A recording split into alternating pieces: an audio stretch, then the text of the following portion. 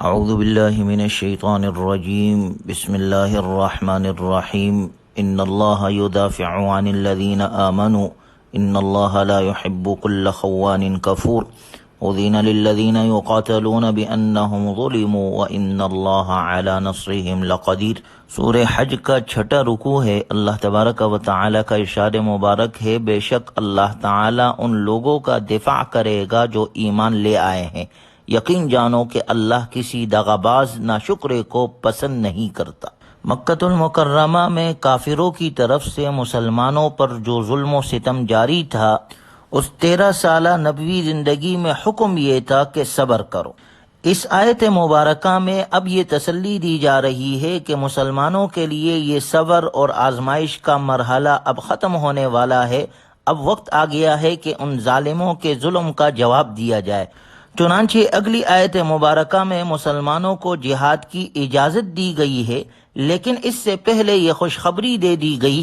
کہ اللہ تعالی خود مسلمانوں کا دفاع کرے گا، اس لیے وہ اب بے خوف ہو کر لڑے، اور وجہ یہ ہے کہ جن لوگوں سے لڑائی ہونی ہے وہ دغاباز اور ناشکرے لوگ ہیں جنہیں اللہ تعالی پسند نہیں کرتا،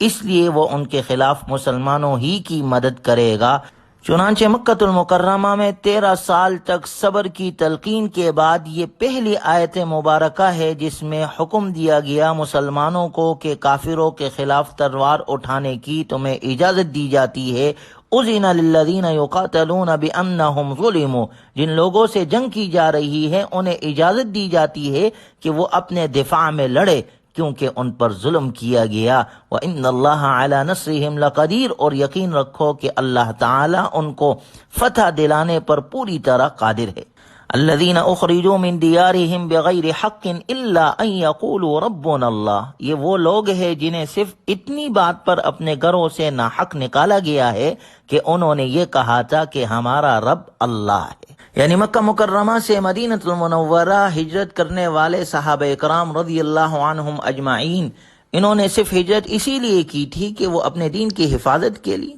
مکے والے مشرکین وہاں پر انہیں اللہ کی عبادت کرنے نہیں دیتے تھے، تو اس وجہ سے دین کی حفاظت کے لیے یہاں پر آئے، جو وجہ اللہ نے یہاں ذکر کی۔ وَلَوْلَا دَفْعُ اللَّهِ النَّاسَ بَعْضَهُمْ بِبَعْضٍ لَهُدِّمَتْ صَوَامِعُ وَبِيَعٌ وَصَلَوَاتٌ وَمَسَاجِدُ يُذْكَرُ فِيهَا اسْمُ اللَّهِ كَثِيرًا۔ اس آیت مبارکہ میں جہاد کی حکمت بیان فرمائی گئی ہے، اور وہ یہ کہ جتنے انبیاء اکرام علیہم الصلاۃ والسلام دنیا میں آئے ہیں، اپنے اپنے وقت میں انہوں نے صرف اللہ تعالی کی عبادت کی تعلیم دی،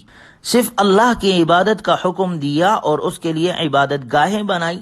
حضرت عیسیٰ علیہ الصلاۃ والسلام کی شریعت میں اس کام کے لیے خانقاہیں اور کلیسا بنائے گئے، جنہیں عربی میں صوامع اور بیع کہا جاتا ہے۔ اسی طرح حضرت موسیٰ علیہ الصلاۃ والسلام کے پیروکاروں نے جو عبادت گاہیں بنائی انہیں صلوات کہا جاتا ہے، اور مسلمانوں کی عبادت گاہوں کو مساجد کہا جاتا ہے۔ لیکن آپ علیہ الصلاۃ والسلام نے مدینہ منورہ میں سب سے پہلے جانے کے بعد مسجد قباء اور پھر مسجد نبوی کی تعمیر فرمائی۔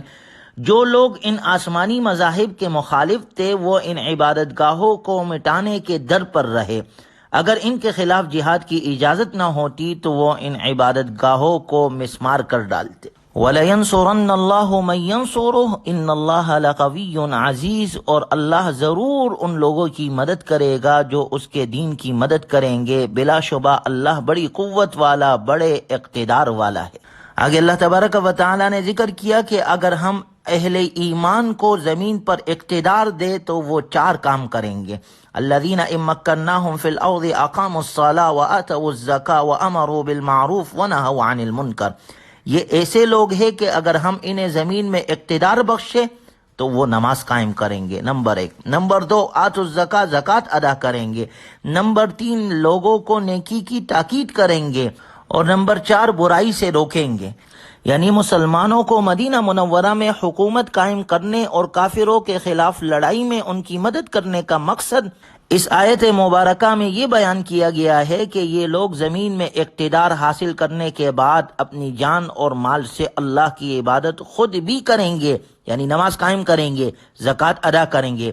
اور اس کے ساتھ ساتھ دوسروں کو بھی نیکی کی تلقین اور برائی سے روکنے کا فریضہ انجام دیں گے، یعنی خود نیک بننے کے ساتھ ساتھ اپنے دوسروں کو بھی نیکی کا حکم دیں گے، خود اپنے آپ کو برائی سے بچانے کے ساتھ ساتھ دوسروں کو بھی برائی سے روکیں گے اور معاشرے کی اصلاح کی فکر کریں گے۔ گویا غور کیا جائے تو اس آیت مبارکہ میں ایک اسلامی ریاست کی بنیادی اغراض اور مقاصد کو بیان کیا گیا ہے کہ آج ہم بھی معاشرے کے اندر یہ کام کرنے والے ہو، نماز کو ادا کرنے والے ہو، زکوٰۃ ادا کرنے والے ہو، لوگوں کو اچھائی کا حکم اور برائی سے روکنے والے ہو، تو معاشرہ خود بخود اچھا بنتا جائے گا اور معاشرے میں افراد میں اچھائیاں پیدا ہوتی جائے گی اور معاشرے سے برائیاں ختم ہوتی جائے گی۔ گویا اس آیت مبارکہ کے ذریعے سے قیامت تک کے آنے والے مسلمانوں کے لیے یہ حکم دیا جا رہا ہے، اگر تم اپنے معاشرے کو اسلامی بنانا چاہتے ہو تو یہ 4 کام کرو، نماز قائم کرو، زکوٰۃ ادا کرو، امر بالمعروف اور نہی عن المنکر کرو۔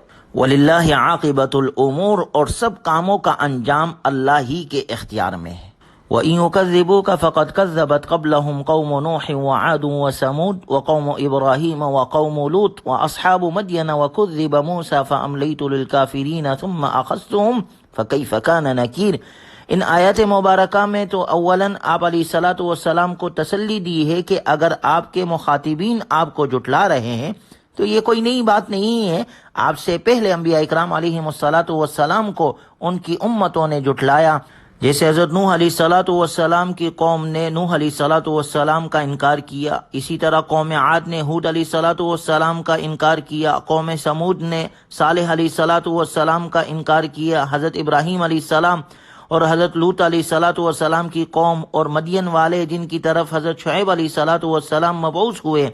غرض یہ کہ ان سب کے سب قوموں نے اپنے اپنے نبیوں کی تکذیب کی اور موسیٰ علیہ الصلاۃ والسلام کی بھی تکذیب کی گئی۔ ان حضرات نے صبر کیا اور دعوت کا کام جاری رکھا، آپ بھی صبر کیجئے اور اپنا کام جاری رکھیے، یہ تو آپ کی ذات سے متعلق ہے، لیکن اس کے ساتھ ساتھ جھٹلانے والوں کے لیے بھی اس میں حکم دیا گیا کہ یہ جھٹلانے والے اپنے امم سابقہ سے سبق انہیں لینا چاہیے، ماقبل جو قومیں گزری ہے جن پر اللہ نے عذاب نازل کیا ہے، اگر یہ بھی اس طرح کے کاموں سے باز نہیں آئیں گے تو اللہ کے عذاب سے یہ بھی بچ نہیں سکتے۔ فَكَأَيٍّ مِّن قَرْيَةٍ أَهْلَكْنَاهَا وَهِيَ ظَالِمَةٌ فَهِيَ خَاوِيَةٌ عَلَى عُرُوشِهَا وَبِئْرٍ مُّعَطَّلَةٍ وَقَصْرٍ مَّشِيدٍ۔ غرض کتنی بستیاں تھیں جن کو ہم نے اس وقت ہلاک کیا جب وہ ظلم کر رہی تھی، چنانچہ وہ اپنے چھتوں کے بل گری پڑی ہے، اور کتنے ہی کنویں ہیں جو اب بیکار ہوئے پڑے ہیں،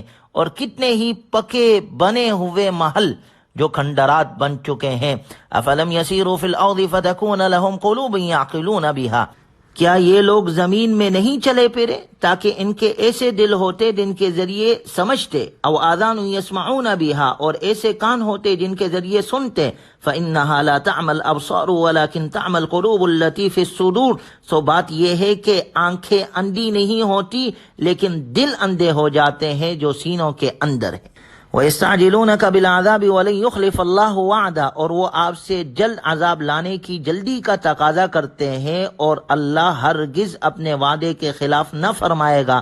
وَإِنَّ يَوْمًا عِنْدَ رَبِّكَ كَأَلْفِ سَنَةٍ مِّمَّا تَعُدُّونَ، اور بلا شبہ آپ کے رب کے نزدیک ایک ایسا دن ہے جو تم لوگوں کے شمار کے مطابق 1000 سال کے برابر ہوگا۔ اس دن سے مراد بعض مفسرین کے نزدیک قیامت کا دن ہے جو کافروں کو حساب و کتاب کی سختی کی وجہ سے 50,000 سال کا محسوس ہوگا۔ اللہ تبارک و تعالی ہمیں ہر قسم کی رسوائی سے اور عذاب سے محفوظ فرمائے، اور اللہ ہمیں اپنے دین کے لیے قبول فرمائے، قرآنی تعلیمات پر عمل کرنے والا بنائے۔ وآخر دعوانا ان الحمد للہ رب العالمین۔